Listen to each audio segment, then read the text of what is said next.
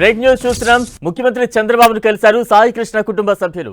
MLA Bode Prasad వారిని చంద్రబాబు దగ్గర తీసుకువెళ్లారు. తమకు న్యాయం చేయాలంటూ సీఎం చంద్రబాబును సాయి కృష్ణ తల్లి వేడుకున్నారు. అయితే ఇప్పటికే సీఐ నాగరాజుపై సస్పెన్షన్ వేటు పడింది. దర్యాప్తుపై ఉన్నతాధికారులకు సీఎం కీలక ఆదేశాలు ఇచ్చారు.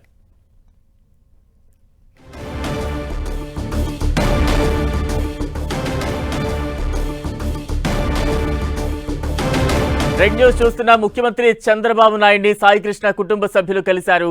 ఎమ్మెల్యే బోడే ప్రసాద్ వారిని చంద్రబాబు దగ్గరకు తీసుకువెళ్లారు. అయితే తమకు న్యాయం చేయాలంటూ కూడా ముఖ్యమంత్రి చంద్రబాబును సాయి కృష్ణ తల్లి వేడుకున్నారు.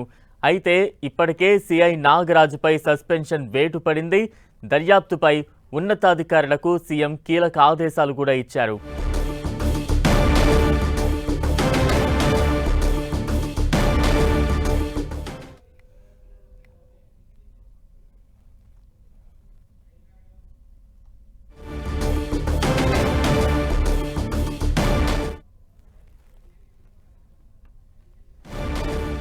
ముఖ్యమంత్రి చంద్రబాబును సాయి కృష్ణ కుటుంబ సభ్యులు కలిశారు. ఇక తాజా అప్డేట్స్ అందించేందుకు మా ప్రతినిధి రవిచంద్ సిద్ధంగా ఉన్నారు. రవిచంద్, బలరాం, ముఖ్యమంత్రి చంద్రబాబు నివాసానికి సాయి కృష్ణ కుటుంబ సభ్యులు ఇప్పుడే రావడం జరిగింది. పెనమలూరు ఎమ్మెల్యే బోడే ప్రసాద్తో కలిసి వారి కుటుంబ సభ్యులు తల్లి విజయలక్ష్మి, మేనమామ నాగేశ్వరరావు కలిసి ఒక కారులో రావడం జరిగింది. ఎమ్మెల్యేతో పాటు ఎమ్మెల్యేనే వెంట పెట్టుకొని తీసుకొచ్చారు. మొత్తం కూడా చంద్రబాబు నివాసానికి ఇప్పుడే కొద్ది నిమిషాల క్రితం చంద్రబాబును కూడా కలవడం జరిగింది.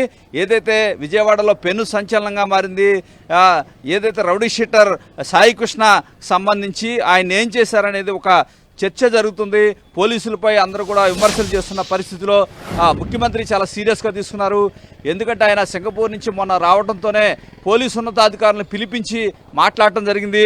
ఏదైతే ఇప్పుడే కొద్దిసేపటి క్రితమే ముఖ్యమంత్రి చంద్రబాబుని ఆయన నివాసంలో సాయికృష్ణ తల్లి విజయలక్ష్మి ఇతర కుటుంబ సభ్యులు కలిశారు. విజయలక్ష్మికి చంద్రబాబు ధైర్యం చెప్పారు. ప్రభుత్వం అన్ని విధాల అండగా ఉంటుందని భరోసా కూడా ఇస్తున్నారు. సాయికృష్ణ అదృశ్యం ఘటన ఉన్నత స్థాయిలో దర్యాప్తు చేస్తున్నానని చంద్రబాబు వారి కుటుంబ సభ్యులుకి తెలిపారు. ఇప్పటికే సీఐని విఆర్కి పంపించామని ఉన్నతాధికారులు చెప్తే సస్పెండ్ చేయమని ఆదేశాలు జారీ చేసినట్టు కూడా దర్యాప్తు వేగవంతం చేయమని కూడా తాను ఆదేశించానని వాళ్ళ కుటుంబ సభ్యులకి చంద్రబాబు చెప్తున్నారు.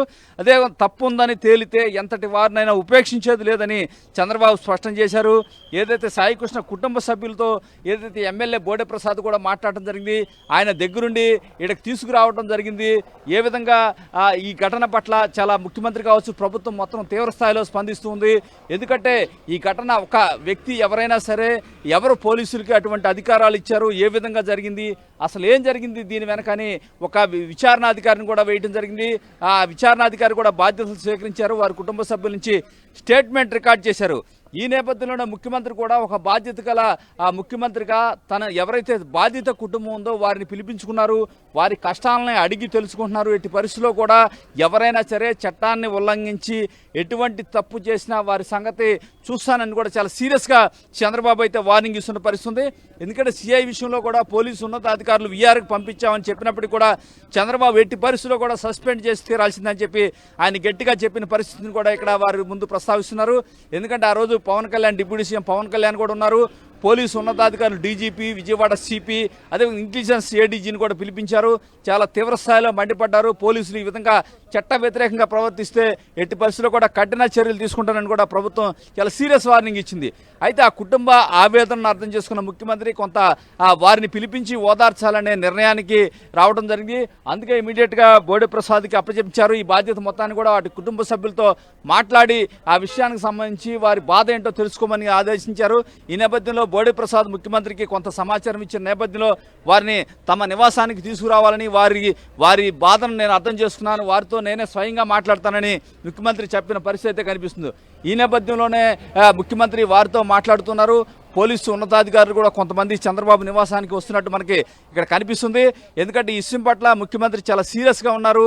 ఎందుకంటే ఆ వ్యక్తిపై ఎన్ని కేసులైనా ఉండొచ్చు, ఎటువంటి నేర చరిత్ర అయినా ఉండొచ్చు, కానీ ఒక రవిచంద్ర. పద్ధతి ఉంటుంది పోలీసు విభాగానికి అని చెప్పి ప్రభుత్వ క్రమశిక్షణకి లోబడి ఇక్కడ పనిచేయాల్సిన అవసరం ఉంది. ఎట్టి పరిస్థితుల్లో కూడా సామాన్య మానవుల్ని ఎవరైనా సరే ఇబ్బంది పెడితే ఎట్టి పరిస్థితుల్లో కూడా నేను సహించనని చెప్పి ముఖ్యమంత్రి అయితే వార్నింగ్లు ఇస్తున్న పరిస్థితి ఉంది. ఏదేమైనా ఆ కుటుంబ సభ్యులను ఆయన ఓదార్స్తున్నారు. తల్లి విజయలక్ష్మి కావచ్చు, అదేవిధంగా మేనమామ నాగేశ్వరరావులతో మాట్లాడుతున్నారు ముఖ్యమంత్రి చంద్రబాబు. వారి బాధను అర్థం చేస్తున్నారు. వారి కోరిక ఏవైతే అవన్నీ కూడా పోలీస్ డిపార్ట్మెంట్లో కూడా మాట్లాడుతున్నారు. ఎందుకంటే అతను ప్రస్తుతానికి అదృశ్యం అని ప్రభుత్వం కమిట్ అవుతుంది. అతను ఒకవేళ పోలీసులు ఏమైనా చేశారా ఏంటనేది తేలాల్సి ఉంది. ఎందుకంటే విచారణాధికారిని కూడా నియమించారు. ఆ విచారణ అధికారి కూడా తల్లి దగ్గర స్టేట్మెంట్ తీసుకున్నారు. విచారణ అయితే వేగవంతంగా జరుగుతూ ఉంది. Balaram. Right, thank you Ravichandra.